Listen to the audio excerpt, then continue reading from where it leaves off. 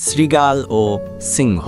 অনেক অনেক বছর আগে দক্ষিণ আফ্রিকার এক পাহাড়ি অঞ্চলে একটি চতুর শ্রীগাল ঘুরে বেড়াচ্ছিল।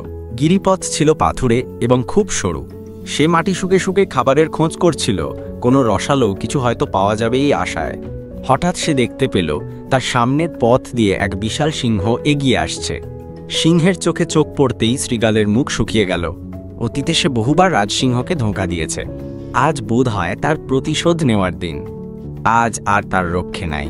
পালানোর কোনো পথ নেই দেখে শ্রীগাল ভয়ে আতঙ্কে জমে গেল। কিন্তু ঠিক তখনই তার বুদ্ধিদীপ্ত মাথায় একটি পরিকল্পনা খেলে গেল। সে হঠাৎ নিজেই চিৎকার করে উঠল, বাঁচাও বাঁচাও বলে, আর পাহাড়ের ঢালে লুটিয়ে পড়ে উপরের দিকের পাথরের দিকে আঙুল তুলে কাঁপতে লাগল।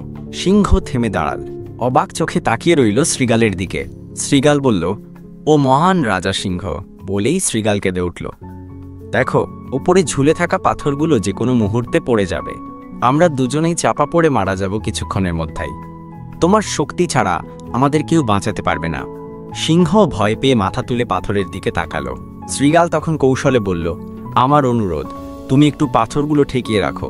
আমি দৌড়ে গিয়ে কিছু কাঠ এনে এনে সেগুলো ঠেকিয়ে দিব এবং আমরা দুজনেই প্রাণে বেঁচে যাব। সিংহ রাজি হয়ে নিজের কাঁধ পাথরের নিচে দিয়ে শক্ত হয়ে দাঁড়িয়ে পড়ল।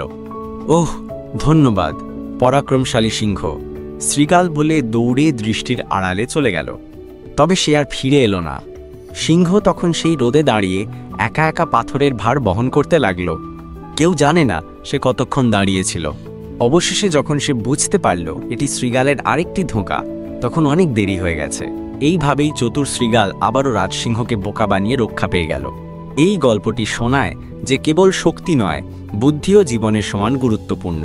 শ্রীগাল ও সিংহ স্যাড ফেস এই গল্পটি দক্ষিণ আফ্রিকার জুলু লোককথা অবলম্বনে।